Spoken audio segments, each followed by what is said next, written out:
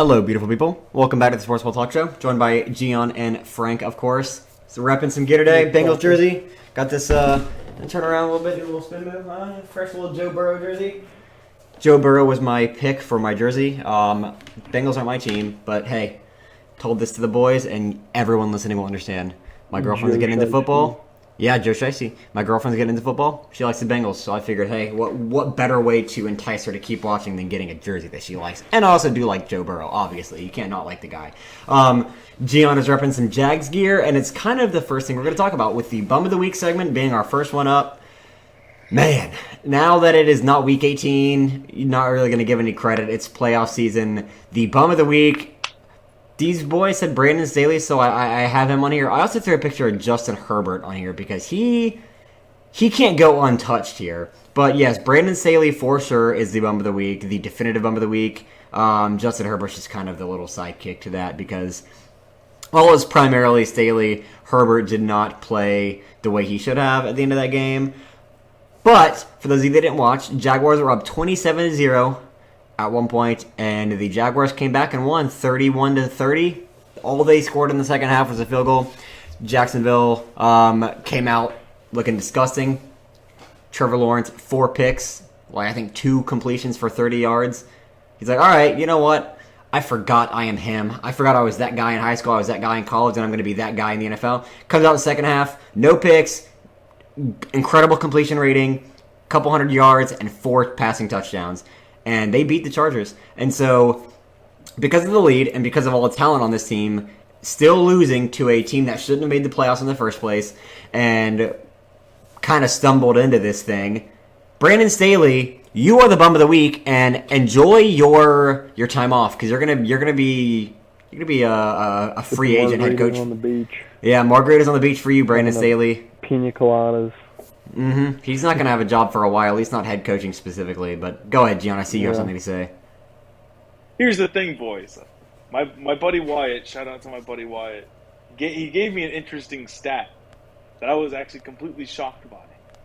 If it's this stupid-ass never lost on a Saturday, on a Saturday. That's the stupidest. It's always the Jags. It was always the Jags. Okay, there's a lot wrong with what you just said, and I'm about to get angry like Stephen A. Smith does whenever he's talking about anything and gets angry for publicity on his show. You are a stupid idiot, Gian. Last week you were saying it's Chargers victory, Chargers all the way to the Super Bowl, Chargers winning. Now you're saying, it was always the Jags. That stupid ass Trevor Lawrence stat is complete horseshit because guess what? He's only played one NFL game on a Saturday. What's the sample size? Him in college where he only lost 2 games ever anyway, and they were both national championships? Him in high school where he never lost a game anyway? That's the dumbest stat, and it means nothing. Hey, guess what? I'm undefeated in the NFL, Gian. I am undefeated on a Saturday. Want to know why? I don't play on Saturday. That means nothing. When I heard that stat and I heard people talking about it, I was like, you know what? I kind of want the Jags to lose now because I hate that people are taking that worth anything because it is stupid. You've played one game in the NFL on a Saturday, and you say, I don't lose on Saturdays. Yes, you do. You've played one game. That's it. You didn't lose. Gian, I told your dumbass last week it was going to be the Jags. I called it. Jags upset and Giants upset, and I was right about both. And your dumbass said, oh, no, Chargers are going all the way. And now you're repping Jags here like a fake fan. I don't care if you're from Florida. You are a bandwagon. I'm not a bandwagon. Jags were my first NFL game I've ever been to, so they do have a soft spot in my heart. Still a Dolphins fan, still a Chargers fan over the Jags. But I will say, Chargers really crapped the bed on this one. I mean, you're up 27 points. You have one of the best. One of the best running backs and pass catching backs in Austin Eckler. You have a high octane offense even without Mike Williams and Brandon Staley. I completely blame Brandon Staley for this.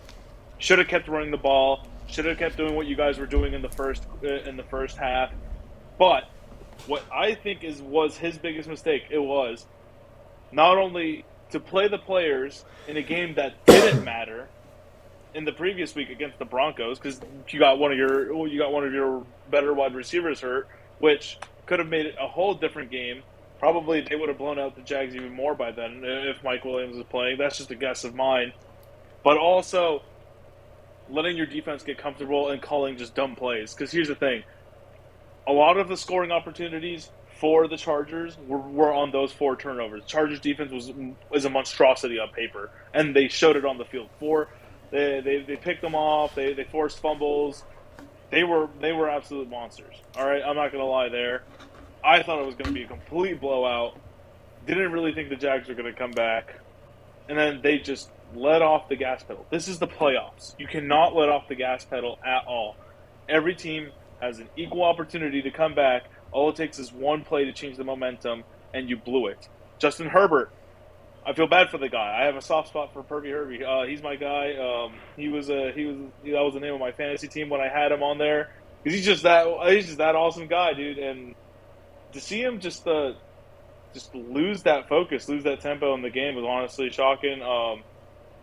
Because he's got the legs, he's got the arm, he's got the brain. And I don't know, man. Yeah, I don't know what happened out there. He looked less natural playing after the half. Yeah, I'm going to piggyback a couple things off what you said. Another big thing with Brandon Staley was not being aggressive at all on offense. You said it with defense, which is completely true, but also on the offense. He's been notorious since he's been the Chargers head coach as being very aggressive, especially on 4th and shorts. And he wasn't like that in second half, which I agree, you're up, you got to play a little bit safer. But when it's the playoffs, you got to go for it. Mike Williams would have made the difference, given they lost by 1 point as time expired. I can safely assume that Mike Williams is worth a point in the game. I think the Jaguars any day of the week said, yeah, if you give up 1 point at the beginning of the game for Mike Williams to not play, they would take that bet any day because he is worth more than 1 point. 2, I want to give you a fun statistic, and then I want to crap on Brandon Staley some more.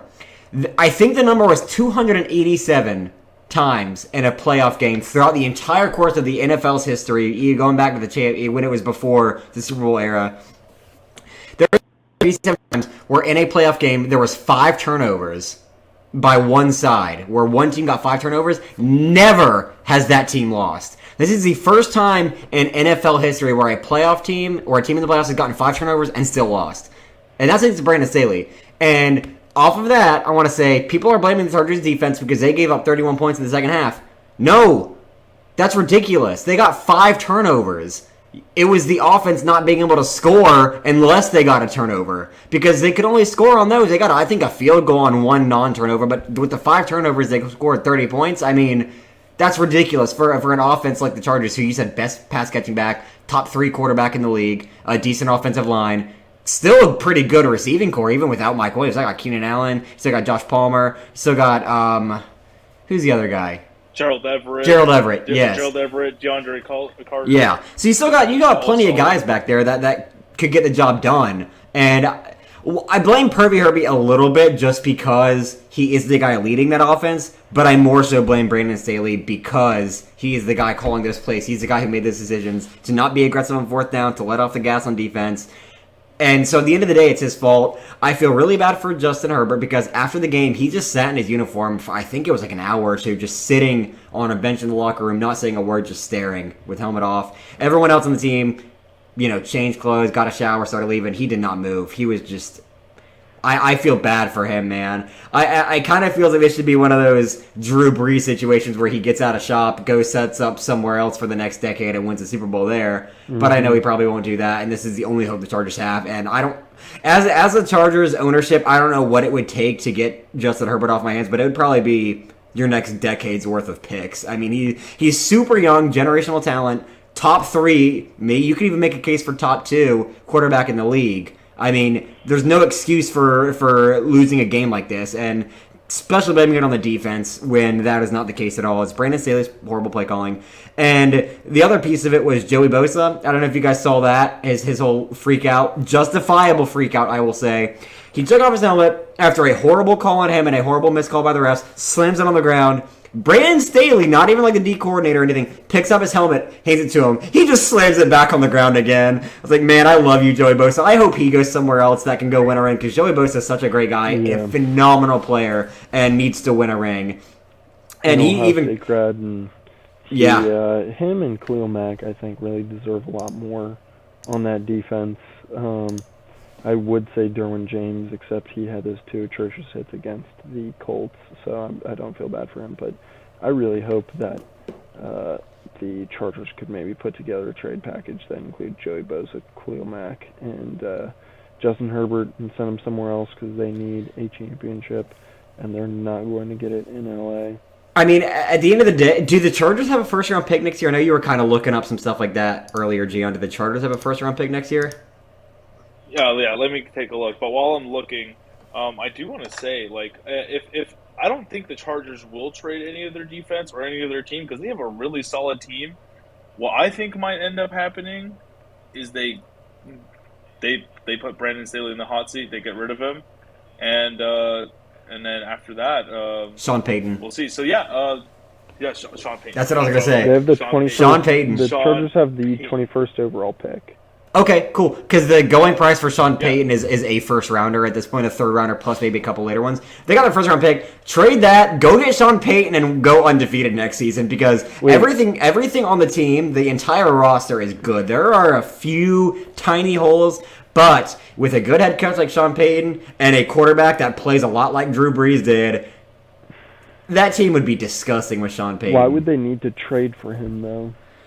Because the Saints still have quote ownership or possession of him as a coach.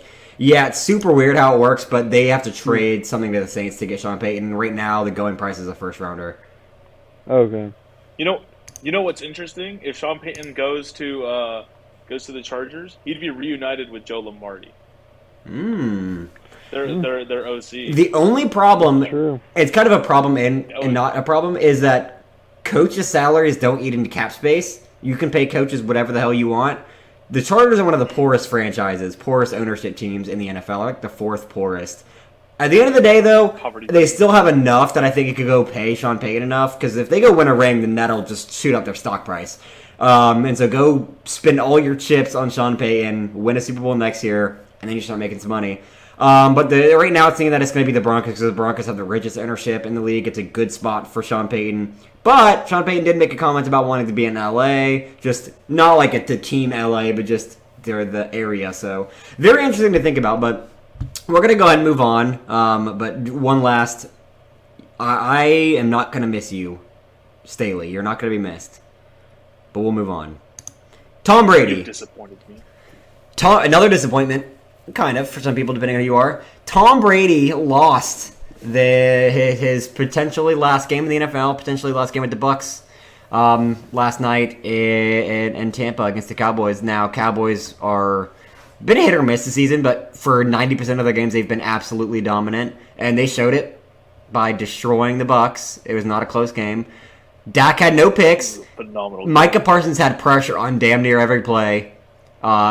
Made him throw the ball early, make some misses, throw a pick. Micah Parsons proved he is that guy.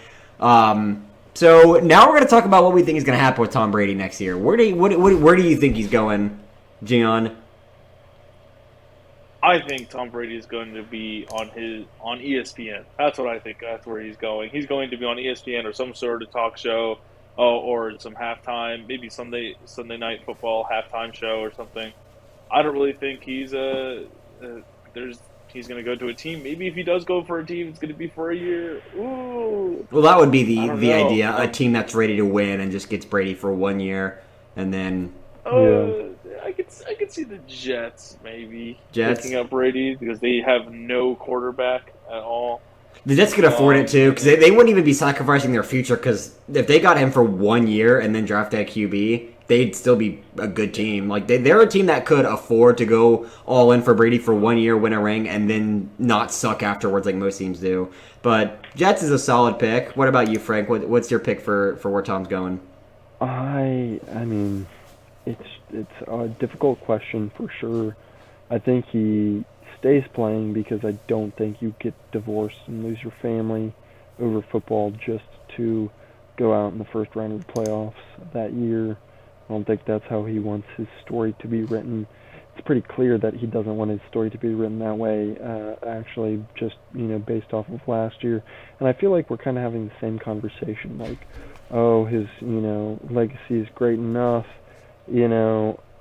but I think this year, more than last year, he really needs to go out on a high note just because of how this season was, how he played this season, didn't do too hot, obviously. I am going to go with. I'm going to go with the Jets as well, not to copy off Gian, but I think the only other really maybe possibly feasible place that he could go, depending on what happens with Sean McVay, would be the Raiders, or the 49ers maybe. Here's the thing. Quick side note on the Sean McVay stuff, because we talked about it last week. He's saying he's staying with the Rams. I mean, that doesn't necessarily mean he is, because people say that because if they do decide to say, they don't want to talk about how they were going to leave. But that also, I mean, I could see him staying there too. If he's going to remain a head coach, I think the Rams are going to be fine next year. They're going to be healthy again. Have some cap space, getting closer to getting picks. But here's my thing with Tom Brady. Here are the odds for starters. Plus 200 for Bucks, plus 250 Raiders, plus 350 49ers, plus 750 Patriots Dolphins, plus 900 Jets and Giants. Not going to stay with the Bucks. They're not good anymore. I don't think he's going to go to the Raiders because I don't think that Josh McDaniels can get it done, although that reunion with him and Josh McDaniels from New England would be sick. I don't think the Raiders can do it, though, even if they had Tom Brady, especially in that competitive division. 49ers, no, they have 3 starting quarterbacks. They could all trade for picks. No point in doing that. Patriots, I don't think the quarterback is their problem. Jets, I could see it, but I don't think they're the ones who go for Tom Brady. Giants, don't see it happening. Daniel Jones has proven that he's a starting quarterback. Dolphins is my pick. Here's the thing. The Dolphins is where he was supposed to go originally when he left New England. Now, that didn't happen because of some insider information getting leaked, but they're a team that if they went and got him, they would have won it this year because Tua was good enough to do it, but he got injured. So even if they keep Tua, they can rest him for a full season or have him as a backup, whatever you want to do, get him really healthy for the year after, get Tom Brady, pay him $35 million, whatever it would be, and go win a Super Bowl in Miami. And I think that's what happens. I think that he either goes to Miami or he retires. I don't see him going anywhere else. I think that's the perfect fit for him. Given where he is. Him and Tyreek Hill, him and Jalen Waddle, him and Gesicki, him with that stacked running back core, good offensive line, solid defense, great young head coach. That would be a disgusting team. And he gets to stay in Florida. Just move a few hours south. What you think about that, Gian? I can definitely see it. I like that. I like everything except like the offensive line part. I think our O-line could use some work, but maybe with the picks that we make this year, we'll have a good O-line. I'm assuming that's what they do with their picks because they don't really need to spend them on anything else, offensively at least. They really don't. Yeah, no. And then with the firepower that we have on offense, that's a good take. Would you like that as a Dolphins fan? Do you hate Brady, or would you be okay with that if it got you a Super Bowl ring? I'd look somewhere else. Personally, I would look somewhere else for. I think it's really interesting that the two teams that we're talking about the most that he's going to are teams in the division that he was in. Yeah. Before. I don't know how much he could help. With or how much this might play into things, but beating New England twice in a season, just because they're going to play him twice every season. I think that could be, possibly a factor in who picks him up. Yeah, I mean I think it would make. Go ahead. Sorry, I was gonna say I think it'd make a great story if he was in the division. It would be truly Brady versus Belichick twice a season for one season. Maybe Brady's final season. See who really is the GOAT out of the two. Exactly. Now that Belichick's been able to train up Mac Jones for a little bit, maybe Mac Jones becomes an absolute stunner next year. I like Mac Jones. I think he should be the starting quarterback for a while. I think he's good. But we'll move on to the other quarterback sweepstakes. Lamar Jackson is also on the trade block. Now, we talked about this a little bit beforehand, and we figured let's save it for the pod, save the discussion. There's a lot that goes into this Lamar Jackson deal. So the way it works is that he's probably going to get franchise tagged because the Ravens have nothing to lose franchise tagging him. And that means they either keep him and he just doesn't go anywhere else. I mean, he's not going to, not play, or he's not going to get, off his contract and signed by someone else. If he franchise tagged, that he is their player. And how that works is it takes an average of the top 5 highest paid QBs, and that's his salary for the year. So he'd get paid a lot of money, but not the guaranteed money. I don't think the Ravens can afford it, so they would have to cut some players. make some room, which they can do, turn some money into signing bonuses, do that sort of thing. But what they're probably going to do, and what I think they'll do, is franchise tag him and then trade him. Because if they franchise tag him, that means they're getting at least 2 first-rounders in exchange for him. And I think the Ravens take that because they can't afford to pay him. As much as they want to keep him, they can't afford to. And I think Lamar would like to stay in Baltimore. I don't think he has any ill feelings towards Baltimore. They just can't afford to pay him. And he wants his guaranteed money, which I get, especially with the Deshaun Watson stuff that happened. How can you pay that guy but not this guy? He's been a great guy, very good guy out the field. MVP. I mean, he's a stud of a quarterback. Top 10 in the league easily. Top 5 potentially whenever he's playing healthy. So I think that he gets franchise tagged and traded. Now, I currently have the betting odds for this as well, so I'll cycle through these. But it's got to have a combination of having enough picks to trade and also having the cap space to pay him like he wants to be. Betting odds are plus 300 Jets, plus 400 Falcons, plus 600 Patriots, plus 7 Raiders, plus 7 Panthers, plus 8 Colts, plus 8 Seahawks, and plus 1,200 Commanders. I think the bottom half of that list is ass. Commanders, Seahawks, Colts, Panthers, he ain't going. Raiders, potentially that's where my friend thinks he's going. I can see that being a good fit with the Raiders because he can build for a couple of years, not like with Tom Brady. The Patriots, I don't see happening. Falcons would be interesting because they have the picks, they have the cap space, and they have a great young mobile quarterback, which I don't know what they would do with Ritter at that point. Keep him as a backup, maybe trade him for a pick. I don't know. I think Ritter's a good guy. I watched him play the latter half of this season, and I think he was good enough that if he develops a little bit, he'll be fine. The Jets, I think, is the number one spot for him to go right now. I think that's where he probably ends up just because they have everything that you need to be successful. They will win a ring with him if they go get him and no one else does anything major next season. The Jets win the Super Bowl with Lamar Jackson. So my pick is the Jets. I would like the Falcons. Even though I like Ritter, I think the Falcons make him an instant contender, especially in a weak division, and I would love to see Lamar Jackson in a Falcons jersey. Gian, what's your prediction for Lamar Jackson? I was going to go with you with Atlanta for the same reasons. Atlanta could use it, or South Carolina, although I don't think Carolina's got the cap space for it. Nah. Let me double check here. Yeah, Carolina owes a ton of money, especially to McCaffrey, I believe. Dead so cap. it's not going to be Carolina. Oh, I did have this hot take when we were talking earlier. The Texans. They don't have the cap space. That's not going to happen. Yeah, that's the issue. They don't have the cap space, so I could maybe see the cap space. But if the Texans could rework some things to free up some money, they have 4 first rounders over the next 2 years, so they're not even tanking their future. They're still going to have a draft pick, a first rounder for the next couple of years if they trade enough first rounders to get him. But I don't think he wants to go to a team where they're in a full rebuild like that. Here's the thing, though: the Texans have 22 free agents coming up next year. Yeah, that's a lot of cap space. That could. But the thing is, that sucks is that they could cut off. They need to get a lot of other people too. They can't just get Lamar Jackson and go win a ring. They need to get that plus some wide receivers.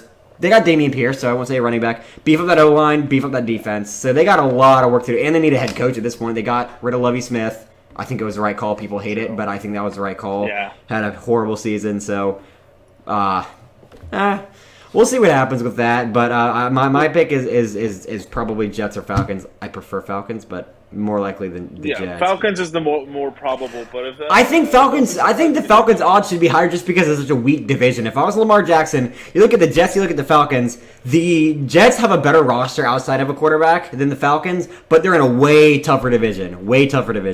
With the Bills that are going to contend, the Dolphins that are contend, and the Patriots that are always good. They're never bad. They're never great the past couple of years, but they're good enough to win some games. The Falcons, go get Lamar Jackson and then beef up that defense, and you're fine. That O-line is decent. Tyler Algier played his ass off this past season. That Lamar Jackson to Drake London connection would be insane. To Pitts would be insane. But that's just my hope. What about you, Frank? Where do you think he's going? Oh, dude, yeah. I think about that, Pitts. We'll see. What do you think, Frank? Yeah, I would say that I agree with you guys. I think Atlanta has kind of a history of getting those type of quarterbacks, at some point.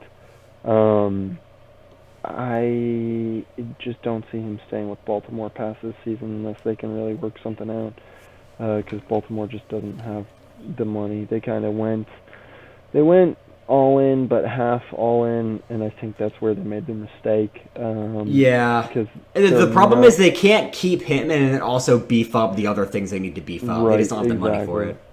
Right. They spent a lot of money on like Roquan Smith and people like that they're spending a lot of money on like Roquan Smith and whatnot. So I mean, I think Atlanta is definitely one. This just kind of makes me wish that the Browns had waited and not signed, Deshaun Watson, and had signed,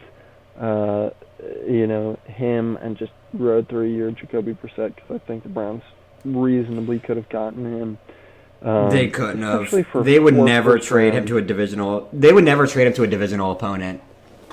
Never. They wouldn't trade into a guy they have to see every year, twice a year. That would just be stupid on the Ravens' part. I mean, I guess they could do it, but I don't see them. Typically, big blockbuster quarterback trades don't get traded to the same division just because you have to play them. You have to see him every year, and they know Lamar Jackson's good. It's not like they think he's bad, and that's why they're getting rid of him. So, I mean, it would be sick if he was on the Browns, but I don't think that they would do that just because it would be too risky for them, because they would get beat by them every year. And I don't think they want to do that. But I said this before we recorded as well. The Deshaun Watson signing was a big play to get Lamar out of Baltimore from the get-go, because that hiked up the franchise tag pay and gave Lamar a good reason to say, hey, I deserve $200 million guaranteed, which I think he deserves wherever he goes. But smart by the Browns, if but a guy it who sucks. hasn't played for 2 years, gets $200 million guaranteed, right, or whatever, 175, whatever he's getting. Then Lamar Jackson, certainly, who has taken the, Ravens from a Joe Flacco, led team to the team that they are now. And, they should have won that game on Sunday against the Bengals, who looked atrocious. But, they eked it out. But, I mean, I agree with J.K. Dobbins when he said, had Lamar been here, we would have won. He is that for that team and really, helps them with that. So, I don't know. I mean, I would just agree with you guys. I think he's probably going to be going to the Falcons. We had mentioned the Colts before. I would love to see him go to the Colts. I think that would be incredible. I would love to. That would be insane. Do well. I think him on the Colts, with the receivers that they have, with the running game that they have, with the defense that they have. I mean, that's a Super Bowl right there. If the Colts could go all in. But the other thing with the Colts, though, Jackson, their head coach, though, that's the other thing. They got to get that figured out, and that's why I think the Falcons look a little bit more desirable, because they have Arthur Smith, who hasn't been great since he's been on the Falcons, but the Falcons also have had a terrible roster the last couple of years, and I think Arthur Smith's done very well with what he's had. But speaking of guys who would have lost, we're going to move on to the playoffs. The Bills would have lost if Tua was healthy. We're going to talk about the playoffs, give our picks for the rest of the thing now that we're fresh and caught up at the Super Wild Card weekend, as the NFL likes to call it. But first, to comment on a couple of these games, I already talked about the Jags game. Chiefs got a bye, so we're going to ignore that. Bengals-Ravens game, I think it was about as we expected, maybe a little closer just because it's a divisional game. You can't expect a blowout, even if the Bengals are objectively better. You can't expect a blowout with a divisional game. Crazy 99-yard run, or 98-yard run by Hubbard with the fumble. Had to get put on oxygen because he ran so hard. Props to Mark Andrews for hawking him down and almost getting him with 3 offensive players supporting Hubbard. But the Bills are not going to win this next game, and if they do, they're getting destroyed by the Chiefs, and if they beat them, somehow they're losing in the Super Bowl, because they almost lost to the third-string quarterback of the Miami Dolphins, because Josh Allen still has turnover problems, and it's still a big piece of it. They lost by a score to the third-string quarterback, who played well, but his first-half stats were horrible. The Bills had that game. They should have had that game in the bag. If he hadn't played a poor first half, they would have won that game easily. Josh Allen Go ahead, Gene. Just to defend Skylar Thompson here, I don't even think he played a poor first half. Jalen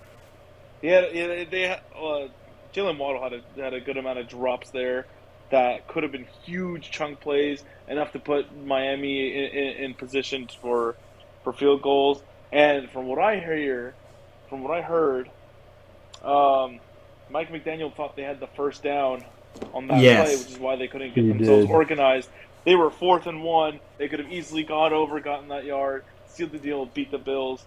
I was just disappointed. That delay of game really killed us. That is the other big thing. That delay of game. Mike McDaniels was told he didn't know if it was by a ref or another coach because he just heard it. He didn't talk to the guy that they had the first down, and so he was preparing for that, not a fourth down. So the fact that the Bills barely beat that team is embarrassing. Josh Allen's turnovers are a big deal. 2 interceptions.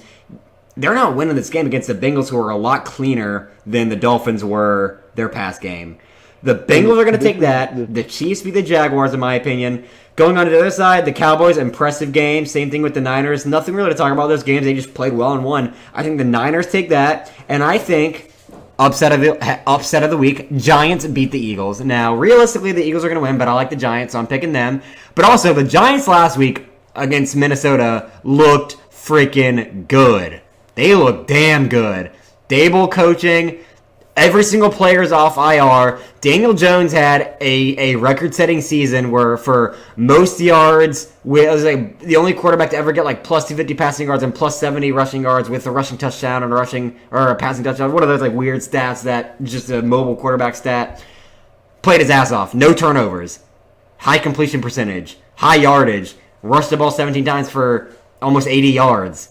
He's a guy. And the Eagles have played sloppy the past couple of weeks. They have a bye, but I think them playing sloppily the past couple of weeks, maybe having that bye doesn't really help them. Maybe they need to play and not take weeks off. So I got the Giants taking it in a close one against Philly. Now, realistically, that's not going to happen, of course. But that's what I want to happen. And because I have to pick an upset, because we're the Sports Ball Talk Show, I can't pick the favorites for all of them. I'm picking the Giants. That's my pick. And then Chiefs-Bengals will be the Chiefs' revenge game. Chiefs go. Niners-Giants. Unfortunately, the Giants Cinderella story ends. Niners go. It's a repeat of a couple years ago. And I don't know. Chiefs-Niners could be a close one. I think the Niners might take that one. But Gian, give me your picks. All right. So the next match is what? Buffalo-Bengals? Yep. I don't like it. I'm taking Buffalo. What? Disgusting. I'm taking Buffalo. I just think they're going to take in what they saw here at Miami. Learn to be a little less cocky about themselves as the second seed, and just ball out the rest. Like, this was a learning lesson for them. We had them by the throat. We were about to push them off a cliff, and you could see the fear in their eyes. They were pissing their pants, and they know damn well now they have to ball out the rest of this to make it to the Super Bowl. So they will beat the Bengals, unfortunately.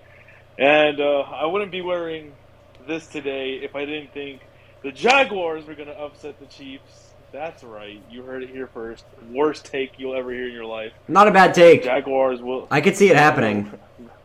I could totally see the Jaguars' momentum is going to carry them over. The Chiefs, they've been sitting down, relaxing. Yeah, no, it's the Jaguars, and then the Jaguars are just going to come in and smack them. They are, at least from what I've seen, the best second half team in the NFL. There's no better second half team than the Jaguars. They are ridiculous. All right, so what is it? Is it Niners Giants or Niners Cowboys? Niners Cowboys. Oh no, it's Niners Cowboys. All right. Ooh, I don't like this. It's going to be the Cowboys. It's going to be the Cowboys. That is. I hate making that pick. I hate it. It's disgusting. I don't like it. I'll give you that. I feel like I need to take another shower after making that pick because that was just dirty. Oh, dude, I don't know how. You're going to be taking a cold shower because that was a cold, bad pick. Yeah, no, oof. All right, what about Dak Prescott's going to pull a rabbit out of his hat. Eagles, Giants? I want to be with you on this one, Ethan. It's going. I want to. The Giants have so much momentum behind them. Oh, it's going to be the Eagles. It's in my gut that it's Giants. I'm picking Eagles. I'm going against my gut. That is the first time I've ever done that.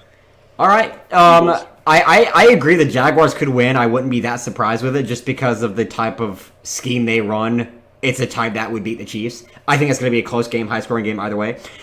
Buffalo, if they win, I'm okay with it as long as the Chiefs win too, because that means that the AFC Chiefs-Bills game will be hosted in Atlanta, and I will be going to it. So I'm cool with that, even though I don't really care to see a repeat of that game. I'd rather see any other combination from the AFC. Cowboys, if Dak doesn't turn the ball over, I could see it happening. The problem is he does a lot. He had a good game last week, but can he keep that up? And then the Eagles, obviously seem like the team to beat right now in the NFC. First seed, obviously, Giants have been teetering, but we'll see. I think the Giants might pull it off.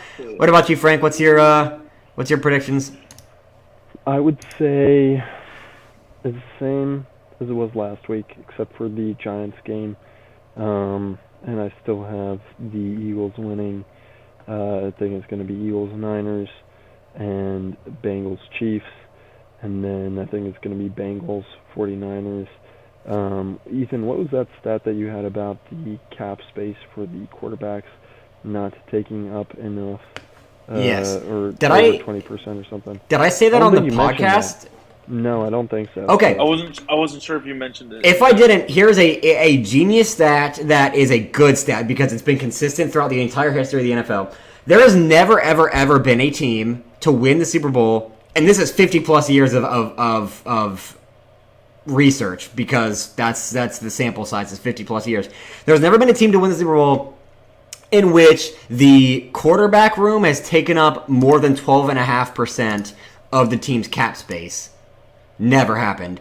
And usually it's less than 10%. The only times where it's been 10% or more was Tom Brady and Peyton Manning.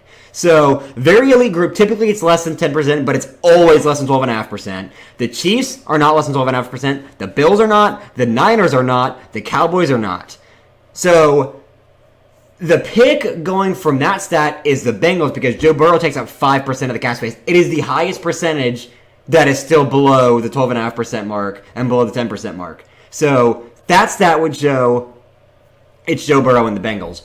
But there's a first for everything, and if it's ever going to happen, it's going to be now with the Chiefs, Bills, Niners, or Cowboys. And the thing with the Niners is it's kind of tough to say that because Brock Purdy's obviously being paid peanuts right now as a rookie. But when you take into consideration paying him, Trey Lance, and Jimmy Garoppolo, it adds up to more than 12.5%, and that's where that stat comes from.